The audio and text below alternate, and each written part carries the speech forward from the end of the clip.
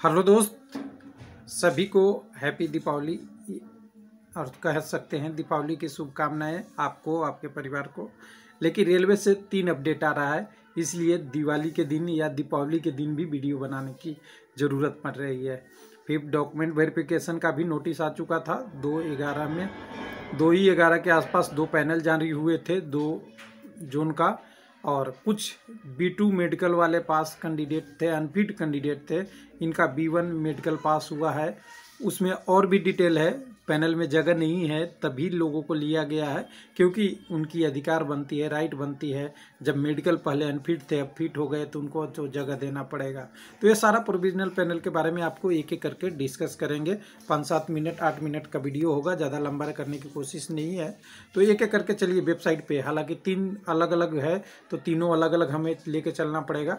तो पहला आपका सेंट्रल रेलवे में, सेंट्रल रेलवे में जितनी कैंडिडेट थी उनसे ज़्यादा के लिए डॉक्यूमेंट वेरिफिकेशन इन्होंने 4th में ही लिखा था, और यहाँ पे 5th स्टेज का भी डॉक्यूमेंट वेरिफिकेशन आ गया है।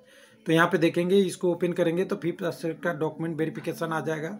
इसमें आपको कुछ कैंडिडेट हैं, 7-8 कैंडिडेट हैं जिन्होंने 4th स्टेज डॉक्यूमेंट वेरिफिकेशन में डॉक्यूमेंट नहीं जमा किया था, तो इनको फिर से मौका दिया है कि आप बाकी बैलेंस डॉक्यूमेंट को जमा करा दीजिए, और यहाँ से आपका डाउनलोड हो जाएगा।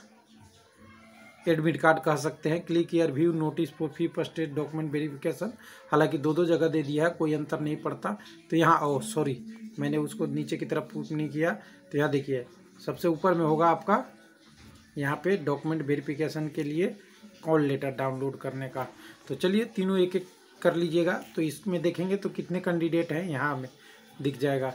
तो 5th स्टेज डॉक्यूमेंट वेरिफिकेशन का डेट दिया हुआ है, बिल्कुल आप क्लियर देखिएगा, 9 नवंबर को है। और आपको 3 दिन से 4 दिन रुकने का समय देना पड़ेगा, क्योंकि मेडिकल एग्जामिनेशन भी होगा DB के बाद। तो इन्होंने क्लियर कर दिया है नीचे। तो हम पूरी चीज़ें नहीं पढ़ेंगी। वेन्यू आप जानते ही हैं सेंट्रल रेलवे का, जहाँ पे होता है वहीं पे आपका डॉक्यूमेंट वेरिफिकेशन होगा, कोई अलग से नहीं होगा। और यहाँ पे टोटल कैंडिडेटों की संख्या 26 है। तो 26 के बाद इनमें कुछ एक अमेंडमेंट भी है, उसको भी बारे में देख लेते हैं। जो कैंडिडेट बच गए थे पेंडिंग डॉक्यूमेंट वेरिफिकेशन के लिए, उनको भी यहाँ मौका दिया है। यह इनको कब का टाइम दिया है तो देख लीजिएगा डॉक्यूमेंट वेरिफिकेशन के लिए। तो यहाँ पे आपका नागपुर, पुणे, बार्सिलोना, कल्याण, ये मेडिकल के लिए दिया है। और इनकी देखिए कितने लोगों को बुलाया है, 8 तारीख को इनको बाकी लोगों को बुला लिया है, 8 लोगों को, यानी 8 नवंबर को 8 लोग कैंडिडेट अपनी डॉक्यूमेंट वेरिफिकेशन की बाकी प्रोसेस को पूरा करेंगे। बाकी ये सारा डिटेल लिखा हुआ है, सोशल डिस्टेंसिंग, कोविड नेगेटिव वगैरह वगैरह। अब चलते हैं दूसरे RRB पे। दूसरे RRB पे हम जब आते हैं गुवाहाटी, पहले देख लेते हैं। तो देखिए RRB गुवाहाटी का मैं वेबसाइट खोल रखा हूँ, RRC का, सॉरी।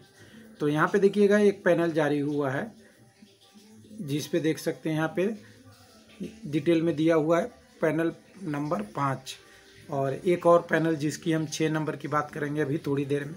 तो यहाँ पे आपका प्रोविजनल पैनल 5 दिया हुआ है। तो इसके बारे में क्या है, इसको देखना अगर आप चाहते हैं 5 पैनल नंबर को, तो यहाँ पे आप ओपन करेंगे तो यहाँ पे 87 लोगों का, तो कह सकते हैं एक अच्छी खासी पैनल है, जिसमें आपकी पूरी कहानी लिखा है कि कैसे कैसे क्या हुआ।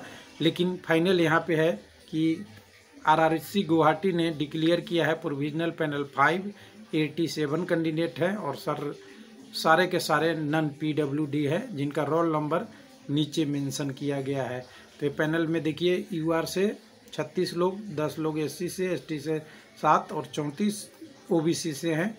बाकी आप देख सकते हैं रोल नंबर है, बढ़ते क्रम में, मेरिट में नहीं है, वगैरह वगैरह वगैरह सारी कहानी लिखी हुई है। आगे की प्रोसेस आपकी RRC के द्वारा होगी। तो ये पैनल में उन लोगों का है जिन्होंने डॉक्यूमेंट वेरिफिकेशन पहले करा रखा था और उनको पैनल जारी नहीं हुआ था, वो कैंडिडेट का पैनल 5 में जारी हुआ है।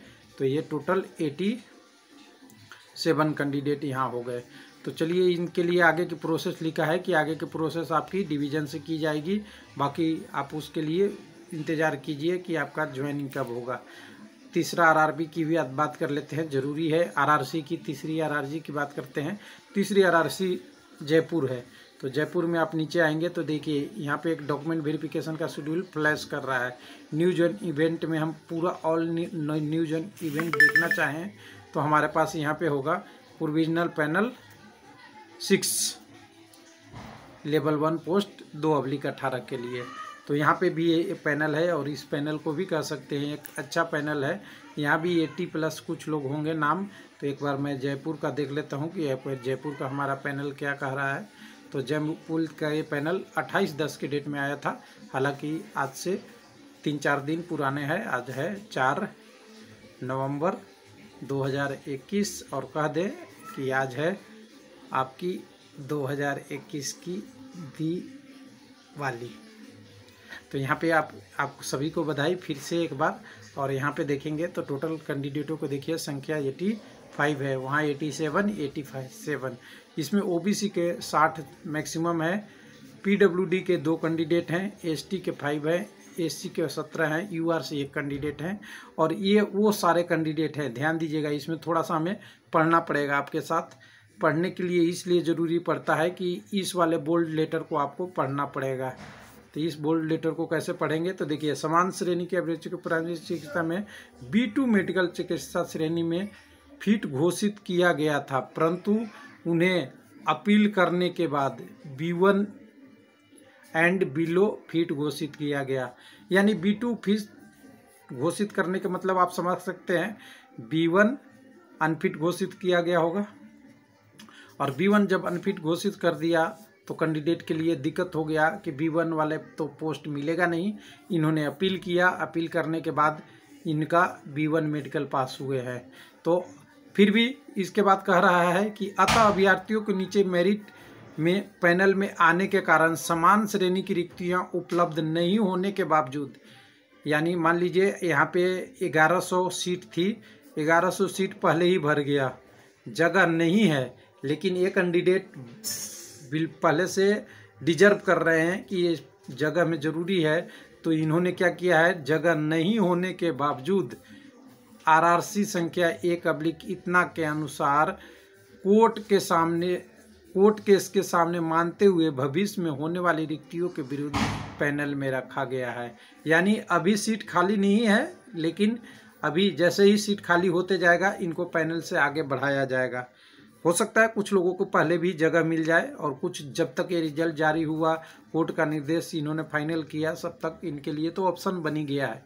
तो यहाँ पे आप नीचे चलिए आपकी बधाई। यहाँ पे सबसे पहले ये कैंडिडेट जो यूआर के हैं इनको 14 नंबर कैटेगरी अलर्ट हुआ है।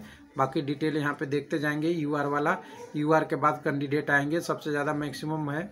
एसी में कितने कैंडिडेट थे, तो 17 थे, तो 17 के यहाँ नाम आ गया। इनकी भी कैटेगरी 14 ही है। उसके बाद आपका एसटी वाले में देखिएगा 5 कैंडिडेटों को दिया है। उसके बाद ओबीसी का कैंडिडेट यहाँ पे देखिएगा ऊपर में नाम लिखा हुआ है। तो ओबीसी में आप देखेंगे तो ओबीसी में टोटल 60 होना चाहिए, तो 60 यहाँ तक है, 60 सीरियल नंबर तक, और सबकी कैटेगरी नंबर 14 ही दिया है। उसके बाद 2 कैंडिडेट एलडी वाले थे जो पीडब्ल्यूबीडी के थे, इनको एक को 16 एक को 9 अलॉट कर दिया गया है कैटेगरी नंबर। और अभी भविष्य वाले के जगह पे आपको पैनल में शामिल कर लिया गया है। हाँ, तो इससे घबराने की ज़रूरी नहीं है। कुछ लोग कहेंगे कि अभी ज्वाइनिंग नहीं मिलेगा क्या, तो देखिए सभी को तो नहीं कह सकते, लेकिन कुछ को मिल जाएगा, क्योंकि बहुत सारे पोस्ट खाली होते रहते हैं रेलवे में। तो ये इंटरनल मैटर है, यूट्यूब पे बैठ के इसको ज़्यादा डिस्कस नहीं कर सकते कि कब होगा, कितना हो सकता है। लेकिन अगर आपको जगह नहीं रहने पे पैनल में शामिल हो सकता है तो आपको ज्वाइनिंग भी मिल सकती है। थैंक यू, धन्यवाद।